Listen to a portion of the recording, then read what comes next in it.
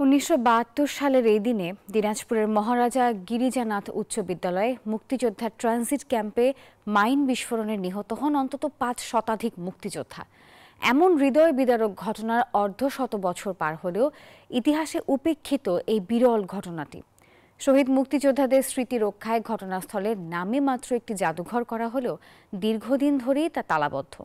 দিনাজপুর প্রতিনিধি ফখরুল হাসান পলাশের রিপোর্টে দেখুন বিস্তারিত। দেশের মুক্ত আকাশে যখন লাল সবুজের পতাকা, তখনও ব্যস্ত বীর মুক্তিযোদ্ধারা মাতৃভূমিকে নিরাপদ রাখতে। চলছিল পাক হানাদার বাহিনীর পুঁতে রাখা মাইন বিভিন্ন জেলা থেকে সংগ্রহ করার অভিযান। আর যা জড়ো করে রাখা হচ্ছিল দিনাজপুর শহরের মহারাজা গিরিজানাথ উচ্চ বিদ্যালয়ের মুক্তিযোদ্ধা ট্রানজিট ক্যাম্পে। দেশ স্বাধীনের 20 দিনের মাথায় 6 জানুয়ারি সন্ধ্যায় হঠাৎ জড়ো করা মাইন বিস্ফোরণ হয়ে নিহত হন ট্রানজিট ক্যাম্পে থাকা 5 শতাধিক মুক্তিযোদ্ধা।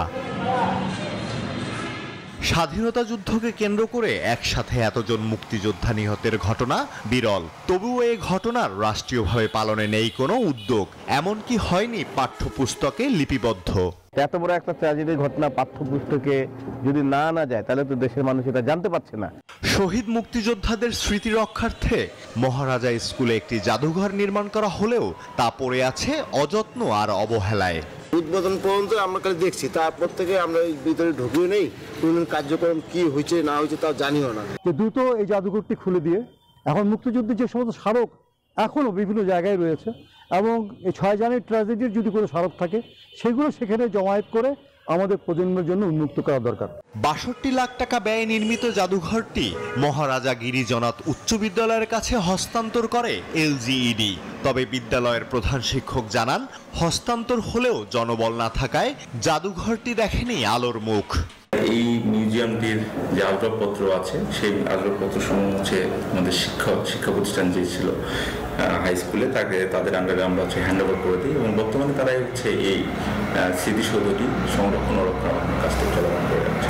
জাদুঘর নির্মাণ করা হয়েছে বটে, কিন্তু এখানে কোনো জনবল না থাকায় এর কার্যক্রম এখনো চালু হয়নি।